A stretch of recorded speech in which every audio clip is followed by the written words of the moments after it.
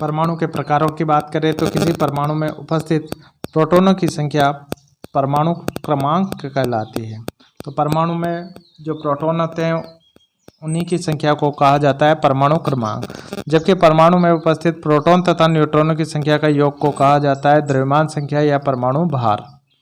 तो प्रोटॉन और न्यूट्रॉन दोनों के योग को कहा जाता है द्रव्यमान संख्या या परमाणु भार, और दोनों को सम्मिलित रूप से न्यूक्लियॉन के नाम से भी जाना जाता है, और यह नाम हेनरी मोजले ने दिया था। परमाणु को प्रदर्शित करने के लिए इस प्रकार की संरचना को आप देख पा रहे होंगे। यहाँ पर बॉक्स में जो देख पा रहे हो वो है तत्व, और ऊपर जो लिखा हुआ है वो है XAZ।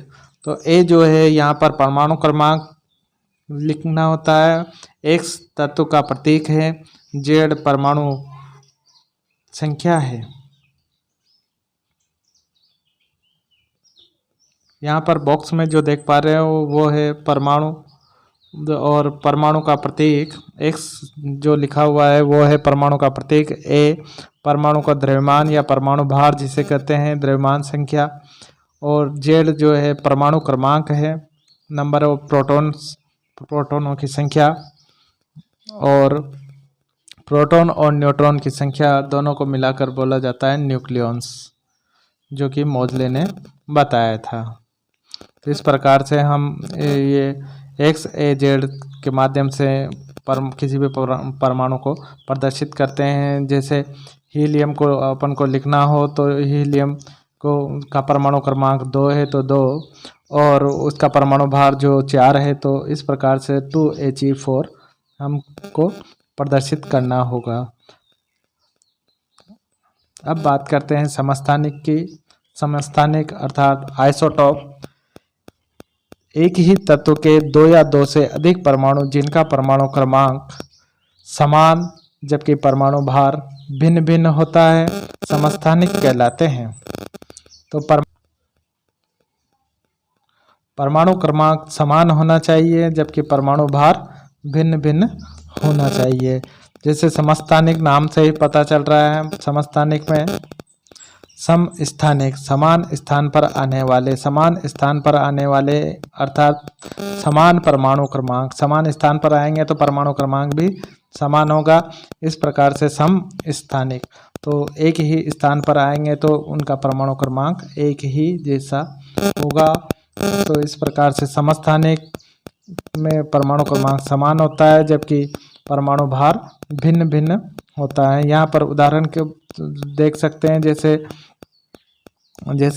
हाइड्रोजन के जो 3 समस्थानिक है, ये यहाँ पर देख सकते हैं। जैसे हाइड्रोजन के समस्थानिकों की बात करें तो हाइड्रोजन के 3 समस्थानिक है, 1H1, 1H2, 1H3। यहाँ पर हाइड्रोजन का परमाणु क्रमांक तीनों का एक ही है, 1 1 1, और जबकि परमाणु जो भार है द्रव्यमान संख्या जो ऊपर लिखी हुई होती है तो वो तीनों की अलग अलग है। हाइड्रोजन के ही समस्थानिक है तो ये पहले में जो द्रव्यमान संख्या है वो 1, और इसमें दूसरे में जो आप देख पा रहे हो 1H2 तो द्रव्यमान संख्या 2, तीसरे की 3। तो इस प्रकार से यहाँ पर इनके परमाणु क्रमांक समान है जबकि द्रव्यमान संख्या भिन्न भिन्न है, इसलिए यह हाइड्रोजन के तीनों समस्थानिक हैं। और जिसमें पहला जो समस्थानिक होता है 1H1 उसे हम H से प्रदर्शित करते हैं, 1H2 वाले को D से, अंग्रेजी के ABCD के D से प्रदर्शित करते हैं, और इसे ट्राइटियम को T से प्रदर्शित करते हैं। तो इनके तीनों के नाम भी ध्यान रखने हैं, प्रोटियम, ड्यूटेरियम, ट्राइटियम। 1H1 वाले को प्रोटियम, दूसरे को ड्यूटेरियम, तीसरे को ट्राइटियम। इनका प्रोटॉनों की संख्या 1 होती है। प्रोटियम में जो प्रोटॉनों की संख्या है वो 1, न्यूट्रॉन्स की संख्या 0। ड्यूटेरियम में जो प्रोटॉन्स की संख्या है, ड्यूटेरियम में प्रोटॉन की संख्या है वो 1 है, न्यूट्रॉन की संख्या भी 1 है। और ट्राइटियम में जो प्रोटॉन्स की संख्या होती है वो 1 होती है और न्यूट्रॉन्स की संख्या 2 होती है। तो आगे हम प्रोटॉन और न्यूट्रॉन इलेक्ट्रॉन की संख्या किस प्रकार से निकालते हैं वो भी हम देखेंगे।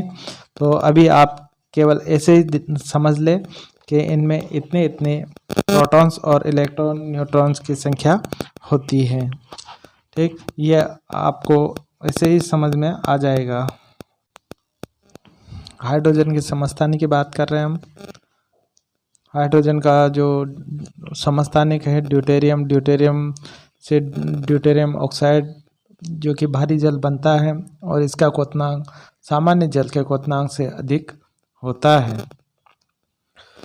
ट्राइटियम हाइड्रोजन का रेडियोधर्मिक समस्थानिक होता है जिसका उपयोग भूमिगत जल के पहचान में किया जाता है कि किस स्थान पर जल उपलब्ध है, किस स्थान पर नहीं है। तो इसकी पहचान करने के लिए रेडियोधर्मी समस्थानिक जो कि हाइड्रोजन का है ट्राइटियम, तो इस ट्राइटियम का उपयोग किया जाता है। और इसी प्रकार से ड्यूटेरियम का उपयोग भारी जल D2O जो इसका सूत्र है इसके निर्माण में किया जाता है और जिसका उपयोग नाभिकीय संयंत्रों में मंदक के रूप में किया जाता है। तो इस प्रकार से भारी जल का उपयोग मंदक के रूप में किया जाता है। कार्बन का समस्थानिक कार्बन 12 का उपयोग पुराने जीवाश्मों की आयु को ज्ञात करने में किया जाता है जिसे कार्बन अंकन विधि कहा जाता है और यह विधि लिविंग ने दी थी। कार्बन डेटिंग भी बोलते हैं इसे, कार्बन अंकन या कार्बन डेटिंग पद्धति, और यह विधि लिविंग ने दी थी। और इसी प्रकार से सोडियम का जो समस्थानिक होता है सोडियम 24, इसका उपयोग रक्त परिसंचरण की जांच में किया जाता है और कार्बन और कोबाल्ट 60 कोबाल्ट का जो समस्थानिक है इसका उपयोग कैंसर के उपचार में किया जाता है। आयोडीन 131 जो कि आयोडीन का समस्थानिक है इसका उपयोग गलगंड या गोइटर रोग के उपचार में किया जाता है। तो इस प्रकार से ये कुछ समस्थानिक हैं जिनका उपयोग विभिन्न क्षेत्रों में किया जाता है। अब बात करते हैं समभारिक की। आइसोबार भिन्न भिन्न तत्वों के परमाणु जिनका परमाणु भार समान जबकि परमाणु क्रमांक भिन्न होता है। तो परमाणु भार समभारिक, तो भार समभार समान भार वालों को बोलते हैं समभारिक। ठीक, तो समान भार और परमाणु क्रमांक भिन्न भिन्न। तो इस प्रकार से समभारिक तत्वों के उदाहरण देखें तो पोटेशियम ऑर्गन, पोटेशियम और दोनों का जो परमाणु क्रमांक है अलग अलग है। ऑर्गन 18 नंबर पे आता है, पोटेशियम 19 परमाणु क्रमांक है और दोनों का जो परमाणु भार है वो दोनों का 39 समान है। तो इस प्रकार से ये पोटेशियम और ऑर्गन दोनों एक दूसरे के समभारिक होते हैं। न्यूट्रॉनिक। अब बात करते हैं सम न्यूट्रॉनिक की। 2 या 2 से अधिक परमाणु जिनमें न्यूट्रॉन की संख्या समान होती है सम न्यूट्रॉनिक कहलाते हैं। सम न्यूट्रॉनिक, तो न्यूट्रॉन की संख्या समान तो सम न्यूट्रॉनिक। और जैसे उदाहरण की बात करें तो उदाहरण जैसे न्यूट्रॉन की संख्या को निकालने के लिए ऊपर की संख्या में से नीचे की संख्या को घटा दिया जाता है तो न्यूट्रॉन की संख्या प्राप्त हो जाती है। तो 3 में से 1 घटाया है तो 2, 4 में से 2 घटाया है तो 2। तो इस प्रकार दोनों में न्यूट्रॉन की संख्या 2, प्रोटॉन की संख्या जितना परमाणु क्रमांक होता है उतना ही प्रोटॉन की संख्या होती है। तो यहाँ पर परमाणु क्रमांक 1 है तो इसके प्रोटॉन की संख्या 1, हीलियम में 2 परमाणु क्रमांक है तो प्रोटॉन की संख्या 2। इस प्रकार से ये जो न्यूट्रॉन की संख्या है दोनों में समान है। तो ये जो तत्व हैं आपस में सम न्यूट्रॉनिक तत्व कहलाते हैं। आइसोस्टर्स 2 या 2 से अधिक अणु जिनमें परमाणुओं की संख्या तथा इलेक्ट्रॉनों की संख्या समान होती है। परमाणु की संख्या और इलेक्ट्रॉनों की संख्या दोनों ही समान होती है तो ऐसे आइसोस्टर्स कहलाते हैं। जैसे दोनों में कितने 2-2 परमाणु हैं। कार्बन ऑक्सीजन 2 परमाणु, नाइट्रोजन के कितने 2 परमाणु। तो इस प्रकार से दोनों में परमाणुओं की संख्या समान है 2-2।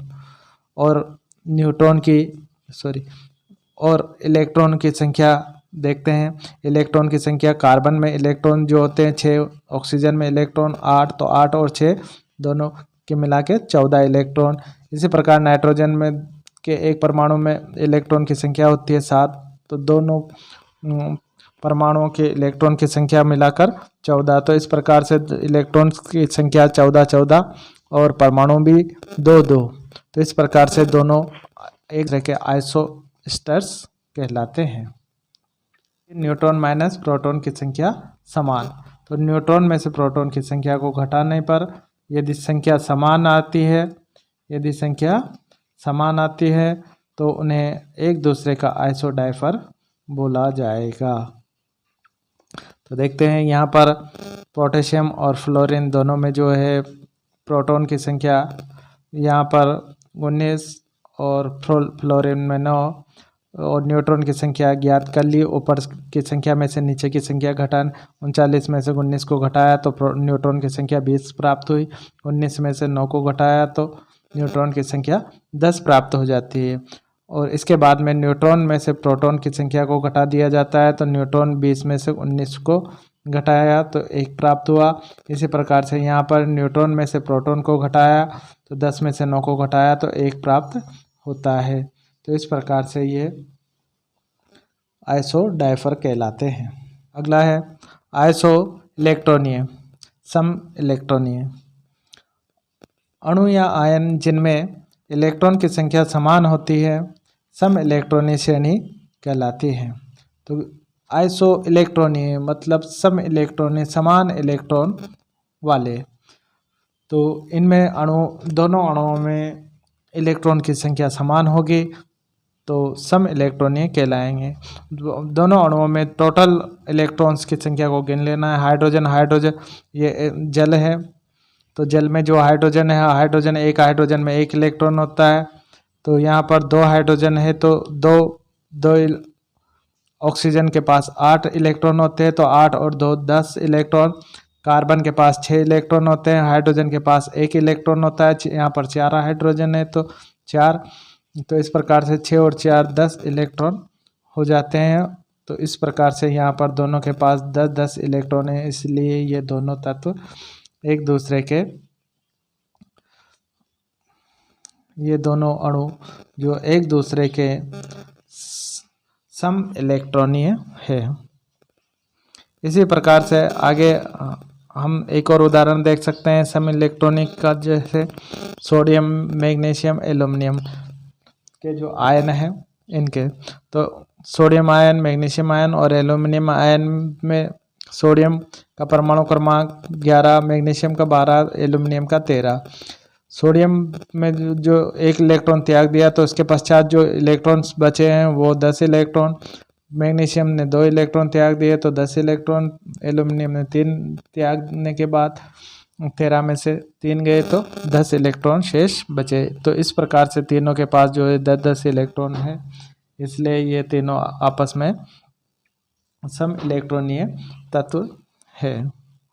सम इलेक्ट्रॉनिक श्रेणी में परमाणु क्रमांक बढ़ने के साथ परमाणु का आकार घटता जाता है। तो ये आपको महत्वपूर्ण बात ध्यान रखनी है। ठीक है, तो आज इस प्रकार से आज हमने ये कुछ परमाणुओं के प्रकारों की बात की।